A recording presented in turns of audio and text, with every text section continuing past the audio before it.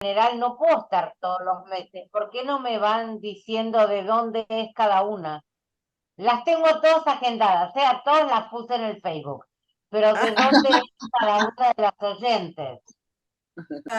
Bueno, Andrea, esto no grabe más, no grabe más porque... Claro, bueno, pero de las que estamos acá. Sí, bueno, ya, esto, empieza María Fernanda, tú, si quieres. Hola, buenas noches para los que están en las noches, buenas tardes acá, yo desde Colombia estoy transmitiendo.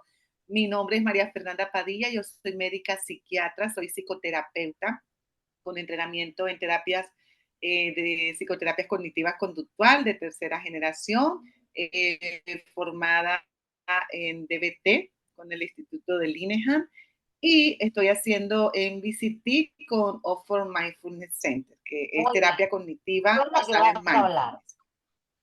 Yo soy la que voy a hablar, así es, sobre las introducciones a la terapia dialéctica comportamental, sobre todo para aquellas personas o consultantes, como hablamos nosotros desde la DBT, que no regulan bien las emociones. ¿Listo? Muy bien. Ahora las demás, sin tanta presentación, porque no hablan, díganme, Andrea, Jennifer, Sandra, ¿de dónde son? Ruby Castilla de Cincinnati, Ohio. Andrea de Colombia. Jennifer de Puerto Rico.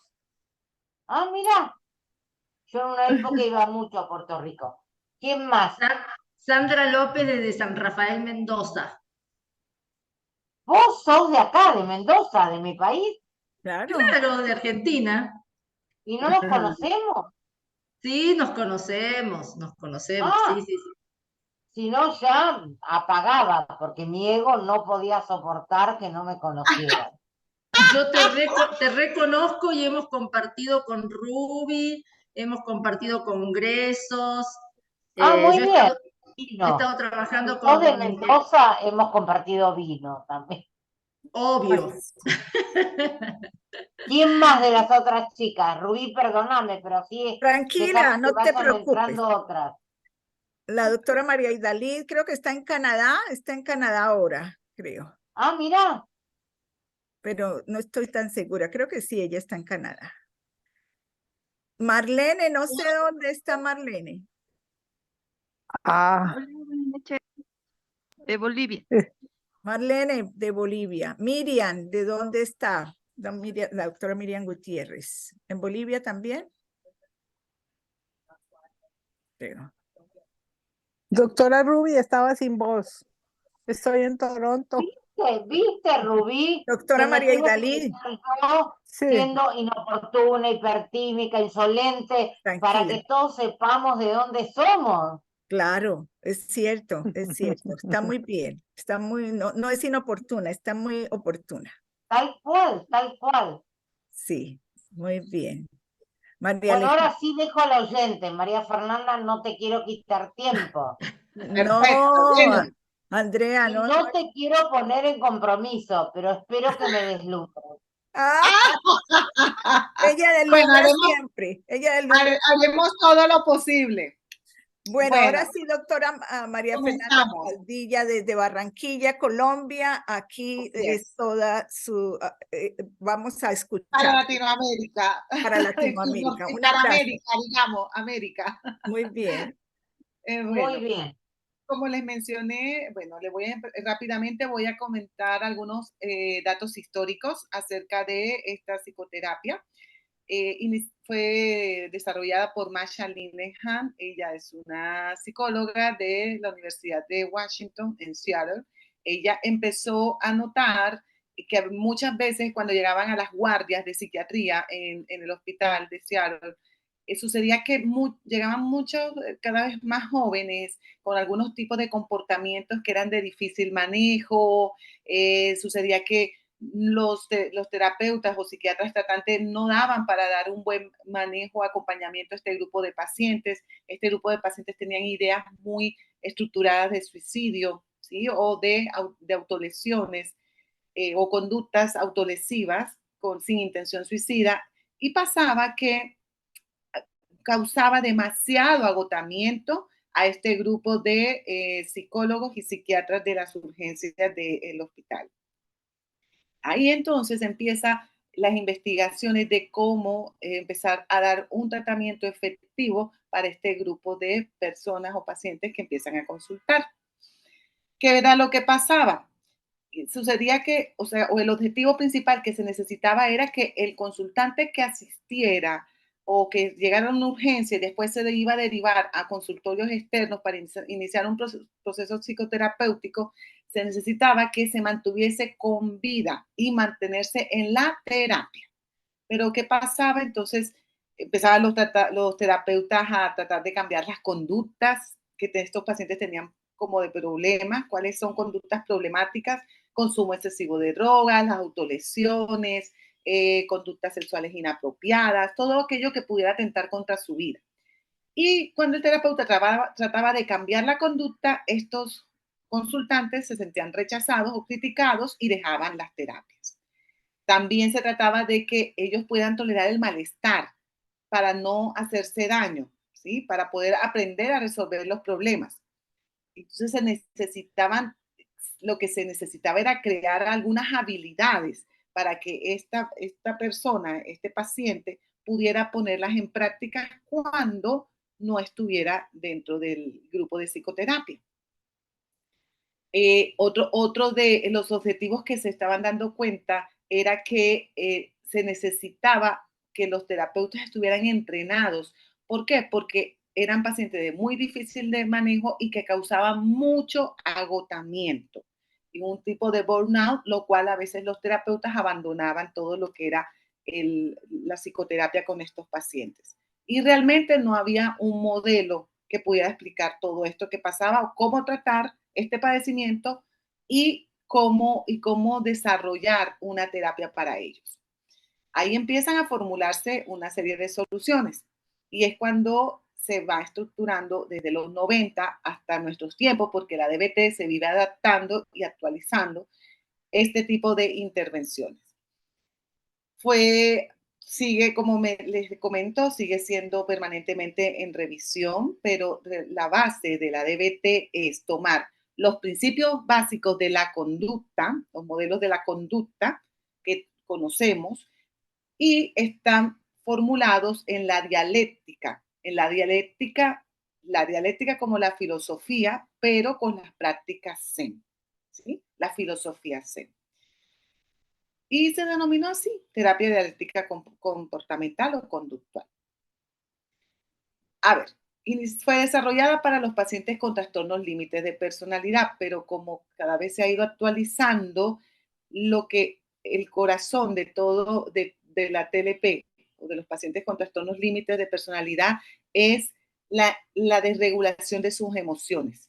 Ellos están incapacitados a poder regular bien todas sus emociones, regular las acciones, regular su comportamiento, regular sus pensamientos, sus expresiones verbales y no verbales. Entonces, esto es lo que sucede normalmente con este grupo de pacientes.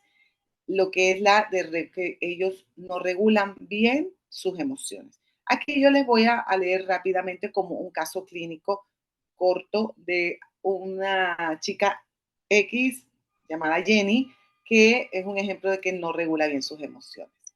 Más adelante lo diré. Aquí hay un modelo en esta desregulación emocional de este grupo de pacientes y se llama modelo biosocial, en donde hay una disfunción biológica en todo esto que es el sistema de regulación emocional, lo conocemos, el sistema amigdalino, y cómo esta respuesta emocional inmediata no es procesada rápidamente por todo lo que es la corteza prefrontal. Esto, por un lado, es la disfunción biológica y está la otra parte que es el ambiente o el entorno invalidante, que se conoce o que se explica como un entorno invalidante. Un entorno invalidante es un entorno en donde las expresiones del afecto, en donde las emociones, en donde el hablar, el comunicar no es bien visto y es anulado. Eso es un ambiente invalidante. Entonces, la desregulación emocional desde lo biológico está mediado por factores genéticos o eventos intrauterinos, sucesos traumáticos tempranos, cambios en la morfología del cerebro, eso desde lo biológico. Y la vulnerabilidad emocional surge en estos pacientes porque ellos, al no regular bien sus emociones, son muy vulnerables emocionalmente. Surge como o se manifiesta como una alta sensibilidad a cualquier estímulo. Son altamente sensibles. Sensibles no solamente desde de las emociones, sino hasta sensorialmente. Tienen una respuesta muy intensa a las emociones, tanto emociones de difícil manejo o emociones positivas, como a veces se llaman, o emociones negativas, no las regulan bien. Y ellos les cuesta, cuando tienen todo este repertorio de emociones disparados, les cuesta mucho retornar a la calma cuando ya se dispararon o hubo una excitación de sus emociones. Entonces, ¿qué necesitan ante la vulnerabilidad emocional? Pues se supone que ellos necesitarían menos estímulos. ¿Por qué? Porque ellos tienen un umbral de respuesta más bajo de lo que es una persona promedio. Pero ya sabemos que eso es en nuestro día a día o diario vivir no es posible. Entonces, es cuando uno empieza a darse cuenta que sufren y es cuando son más necesitados o ellos estarían como sí, necesitados, otra vez digo, de este manejo mejor de todo lo que son sus emociones. Si uno empieza a indagar, va a encontrar que hay antecedentes en la familia de trastornos de estado del ánimo o que son familias con alta reactividad o conductas impulsivas. Entonces, ¿cómo es la desregulación? La desregulación emocional, si uno lo hace más o lo ramifica, uno puede darse cuenta que hay desregulación a nivel de sus relaciones interpersonales. Ellos tienen relaciones caóticas, tienen un miedo al abandono constantemente. Hay una desregulación del self en cuanto a su identidad sexual, quiénes son. Les cuesta trabajo como poder identificarse a ellos mismos. Hay una sensación constante de vacío. A nivel de su conducta no se regulan bien. Y en esto no regular bien la conducta empiezan con las autolesiones o estas conductas impulsivas. Y cognitivamente les cuesta también regularse y es cuando ellos a veces, y nosotros lo hemos visto en consultas, que se empiezan como a disociar o tienen a veces como ideas paranoides y pueden a veces tener alteraciones sensoperceptivas sin llegar a ser alucinaciones como tales o delirios. Inicialmente les explicaba lo que era un ambiente invalidante. Aquí voy a definirlo como tal, lo que es. Es un contexto en el que sí, textualmente, es un contexto en el que recurrentemente se responde en forma inapropiada a las experiencias privadas, donde se minimiza, trivializa o se responde de una manera extrema a la comunicación de preferencias. Es un contexto donde la enseñanza de habilidades de regulación emocional es inadecuado y además se produce aprendizajes disfuncionales. Un ambiente invalidante es el clásico ejemplo cuando el niño se cae y está llorando y el padre le dice, no, ¿por qué lloras? No tienes por qué llorar, los niños no lloran, ¿sí? O cuando le dicen constantemente, siempre estás llorando, no eres fuerte, tienes que aguantar, no tienes que hacerte el más fuerte, eso es invalidar. ¿Listo? A eso se le conoce invalidación de las emociones, que es un término muy, muy actualizado.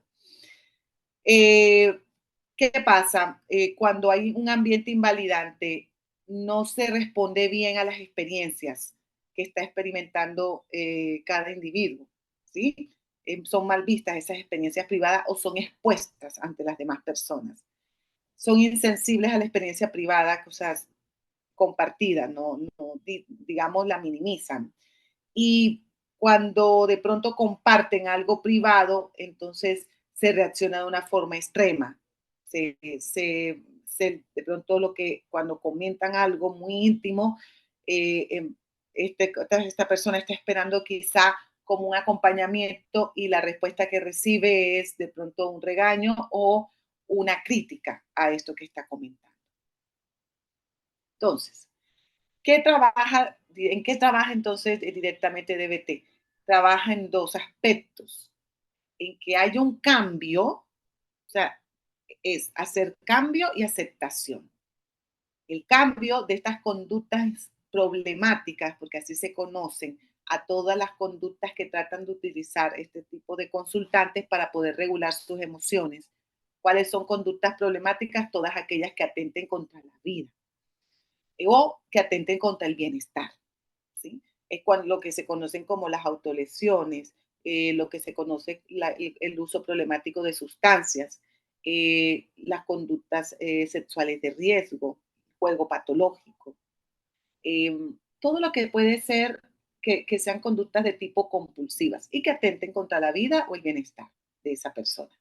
Entonces, se trata o se supone de hacer un cambio de estas conductas y también una aceptación de lo que pasó.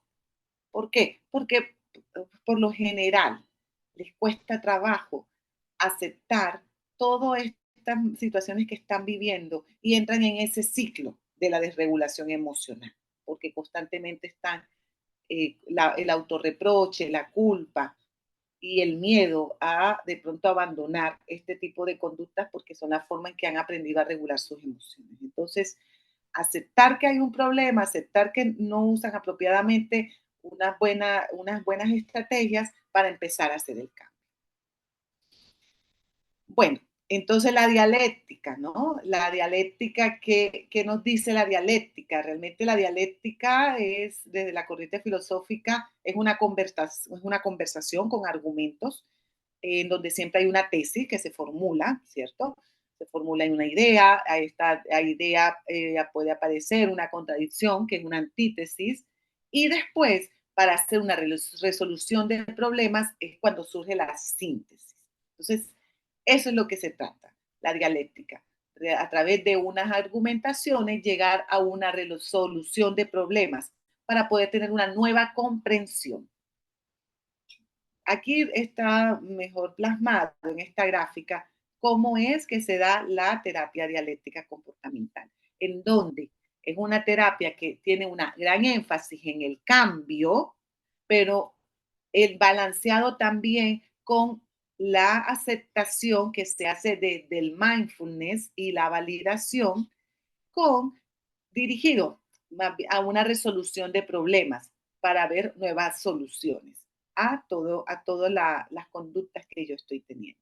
Entonces es un balance entre el cambio y la aceptación. Eso es la terapia dialéctica comportamental. Bueno, entonces, ¿qué son dialécticas? Como se mencionaba, una dialéctica es ver que en una situación hay dos verdades, ¿sí? O sea, pueden haber dos verdades, no hay una verdad absoluta. Ejemplo de dialécticas está esta. Todos estamos conectados de alguna manera. Todo lo que das vuelve. El océano y las olas son uno. Estos son ejemplos de dialéctica. Todo lo que puedas imaginar está compuesto de fuerzas opuestas. El balance entre opuestos es caminar por el camino del medio. El que solo conoce su propio lado sabe poco del mismo. El cambio es lo único constante. Otro ejemplo de dialéctica es no puedes bañarte dos veces en el mismo río. Por ejemplo, un solo voto puede cambiar el resultado. Entonces, ¿qué nos quiere decir o cómo podemos comprender la dialéctica? En que dos opuestos pueden estar en la misma balanza.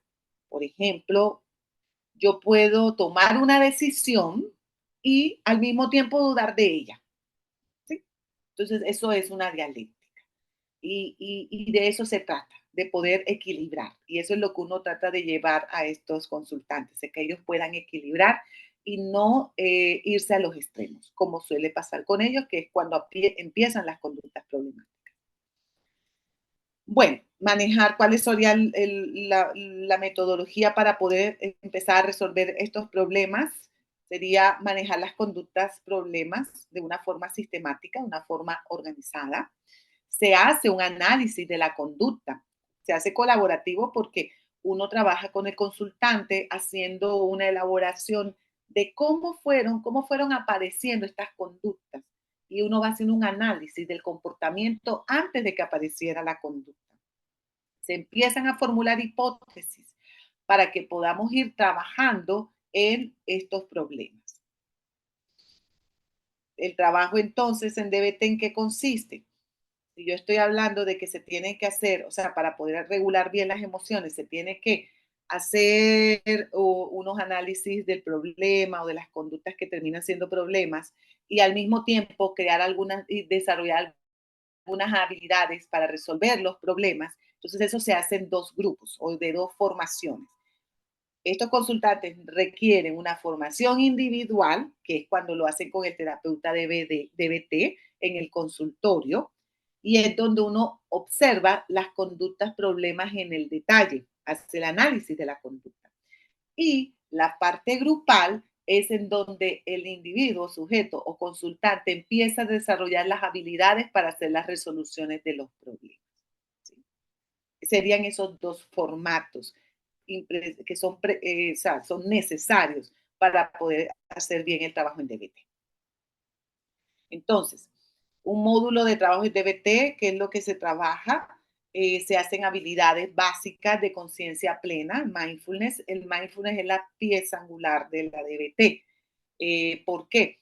Porque siempre se trata de volver a estar consciente, volver a estar presente en el momento a momento para poder observar cómo van toda esa ola de las emociones que empiezan a aparecer, para hacerlas muy conscientes y ser como un espectador de uno mismo, de cómo va apareciendo todas mis emociones.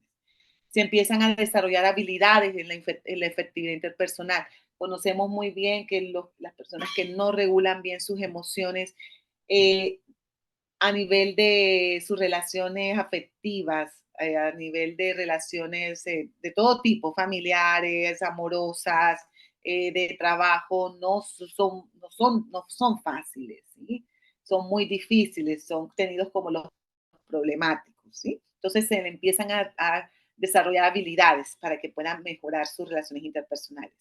Habilidades a que aprendan a regular bien también sus emociones, que noten cómo aparecen esas cascadas de emociones y cómo pueden desactivarlas o regularlas, o cómo pueden buscar algunas estrategias para poder tolerar un poco más el malestar cuando no puedo controlar bien todas mis emociones. Ese es otro módulo que es de habilidades de tolerancia al malestar.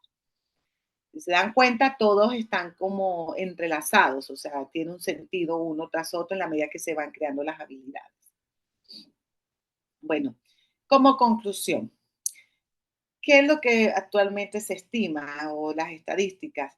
Y va en aumento, que 136 millones de personas en el mundo sufrirán de una severa desregulación emocional en algún momento de nuestras vidas. Realmente es un tipo de sufrimiento, y esto reduce notablemente pues la calidad de vida de las personas que lo están padeciendo, y sobre todo pone en riesgo todo lo que es su existencia. La desregulación emocional no solo está presente en la TLP, cuando fue desarrollada la terapia, fue desarrollada para este tipo de pacientes, sino también está presente cada vez más, está más, la vemos, ¿no? Lo observamos nosotros desde la clínica en otro tipo de trastornos, en los trastornos del estado del ánimo, en los abusos de sustancias, en los trastornos de la conducta alimentaria, vemos la desregulación emocional. La DBT es el tratamiento de terapia cognitiva conductual de tercera generación con más evidencia en este tipo de poblaciones, en la población que no regula bien sus emociones. Y tiene un gran beneficio tanto para el que lo padece y como a la familia que está acompañando, que también sufre toda esta problemática. Bueno, entonces, muchísimas gracias, doctora María Fernanda. Excelente la presentación. Tenemos tiempo para preguntas. Yo creo que... Sí. Yo, obviamente. Dale. Sí. Me encantó la presentación, pero yo preguntaría, diferencia entre la efectividad de la terapia en niños y en adultos y en hombres y mujeres. Sí. Bueno, la terapia se ha adaptado, ¿no? De hecho, hay un nuevo formato que es DBT Child, ¿sí? Recientemente fue desarrollado en Washington, hay una psiquiatra que la desarrolló y la está impartiendo hace unos 3 años. ¿Por qué se ha desarrollado o por qué hubo una adaptación para niños? Porque cada vez más se nota la desregulación emocional desde temprana edad.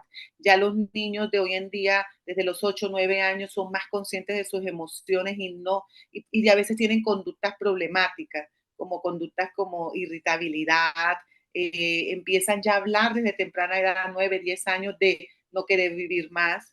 Cada vez más están expuestos al bullying. Y lamentablemente esto es una educación emocional para poder regular bien las emociones. Y sí, se ha adaptado, se ha hecho una nueva adaptación. Hace 3 años empezó la nueva adaptación de niños. Eso que habría que esperar a ver cómo van las investigaciones de la nueva implementación, pero sí se empezó a desarrollar principalmente por el aumento de casos de niños con ideaciones suicidas o con conductas de riesgo, de autolesiones o manifestaciones de no querer vivir más. Por eso se desarrolló. Adultos, hombres o mujer, bueno, la desregulación emocional siempre está más, digamos, el grupo más afectado termina siendo las mujeres. Esto tiene que ver, como decía, por el ciclo reproductivo, los cambios hormonales que nosotros padecemos nos hace más vulnerables a no regular bien las emociones. Entonces somos el grupo de mayor riesgo que no regulamos bien las emociones. También, además de nuestro mismo ciclo reproductivo, la sociedad no nos ayuda mucho, ¿no? Al tenernos de pronto ser como más víctimas de acoso, víctimas de, o sea, somos a veces como... A tolerar menos nuestros cambios de emociones. Además, y que también de pronto somos, o sea, socialmente entre hombres y mujeres no estamos en un mismo nivel y nos cuesta trabajo conciliar los dos aspectos, madre, trabajadora, el tema de salario y demás. Entonces también esos son factores desencadenantes de crisis, de no regular bien las emociones. ¿Ya? Bien. Y a veces se buscan conductas problemáticas para poder regularlas. Entonces, es más común en mujeres. Muchas gracias, doctora. Otras preguntas y gracias, Andrea, por esas preguntas tan interesantes. Y gracias, María Fernanda, por la respuesta. ¿Alguna otra pregunta? Nadie tiene ninguna, yo tengo otra. Bueno, Marcela, creo que Marcela tiene. Marcela Noguera. Bueno, Marcela, tu turno. Dale. Bueno, doctora, muchas gracias por la charla, primero que todo, pero quería preguntar, como yo sé que esto puede ser muy indefinido, pues dependiendo del paciente, pero más o menos hay un tiempo como establecido de duración de la terapia y tiene algunas fases, pues yo he leído como algo como en los seminarios, pues yo soy residente ahorita y sí he visto que tiene como algunas fases, pero pues usted que tiene más experiencia en esto, ¿cómo lo maneja? Esas son mis preguntas. Muchas gracias. Bueno, no, a ti, Marcela. Sí, esto se maneja en 2 formatos, en psicoterapia individual, del terapeuta de DBT individual. La terapia está aproximadamente en tiempo 1 hora y 45 minutos desde lo individual, y el formato grupal, que son los grupos de habilidades, está diseñado para 25 semanas, pero hoy en día lo que más se recomienda es que 25 semanas, casi estamos hablando de casi 6 meses, ¿no? Pero lo que hoy en día se está recomendando es que se lleve a 1 año, se repitan los módulos. Son módulos, o sea, cuando yo digo estas 25 semanas, casi 6 meses, es porque se dan 4 módulos. Es como un diplomado, llamémoslo así. A veces uno le dice, bueno, ven, vas a hacer un diplomado de cómo manejar tus emociones, ¿sí? Entonces uno le enseña, le dice así a los consultantes. Entonces uno va dando distintos módulos para que ellos aprendan y pongan en práctica afuera todo lo que uno les enseña y cuando estén en la terapia individual, uno pregunta, ¿pusiste en práctica las habilidades que aprendiste en el grupo? Uno hace un análisis digamos, de la conducta problemática y bueno, pudiste exponer una habilidad acá, ¿qué tal que hubiese, si esta que aprendiste lo hubieras puesto aquí, cómo hubiese sido? ¿Ya? Uno empieza a hacer esto. Entonces, estamos hablando de la terapia individual. La terapia individual sí no tiene un tiempo, puede ser indefinida, porque esto, al fin y al cabo, la regulación emocional es un tema que va y viene, pero el grupo de habilidades, el aprender las habilidades, sería para mayor efectividad y mejor conocimiento, 1 año. Muchas gracias, doctora. Doctora, yo tengo una pregunta relacionada con los outcomes, con los resultados de la terapia. ¿Cómo se mide si la persona, pues puede ser que sea subjetiva la medición? ¿Hay alguna medición objetiva de si ha mejorado la persona o cómo se mide la eficacia de la terapia? Me hablas de escalas, digamos, si hay algunas escalas de medición y todo. O no escalas, o solamente puede ser algunos estándares, como sí. que llene estos 3 requisitos al final, o que, no sé, no necesariamente escalas, porque no, sí. Ya, se clasifican, por ejemplo, si la de regulación casi siempre se hace en el grupo de habilidades para adolescentes y para adultos. Y casi siempre, por ejemplo, si son problemas de conducta alimentaria, entonces la disminución de las conductas problemáticas, por ejemplo, si tiene, digamos, purgas, si de pronto son restricciones, entonces se mide en el grupo de las trastornos de conducta alimentaria, sería que disminuyan este tipo de problemas. En los grupos de los que consumen sustancias, uso problemático de sustancias, la disminución del consumo de las sustancias.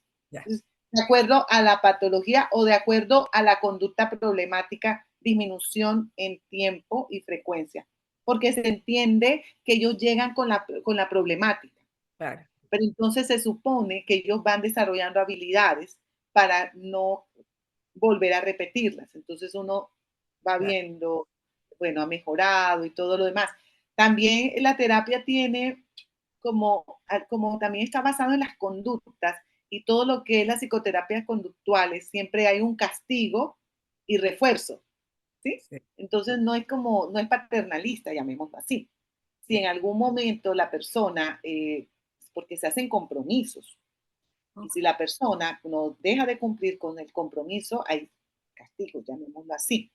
¿Sí? Entonces, ellos son refuerzos y ellos tratan de seguir adelante y vuelven. O sea, es algo, es muy, es bueno, es chévere, a mí me gusta.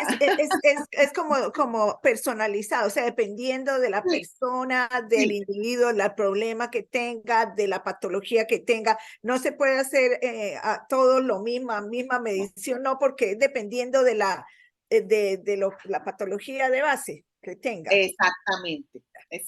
Gracias, doctora. Muy bien, ya entendí bien. Gracias. Más preguntas para la doctora. Un tema fascinante, doctora. Muchas gracias. Me quedó una última que no me la dejaron hacer. Bueno, había preguntas importantes. ¿Cuántos chicos, niños o adolescentes con patrones de desregulación emocional son bipolares el día de mañana? ¿Está estudiado eso?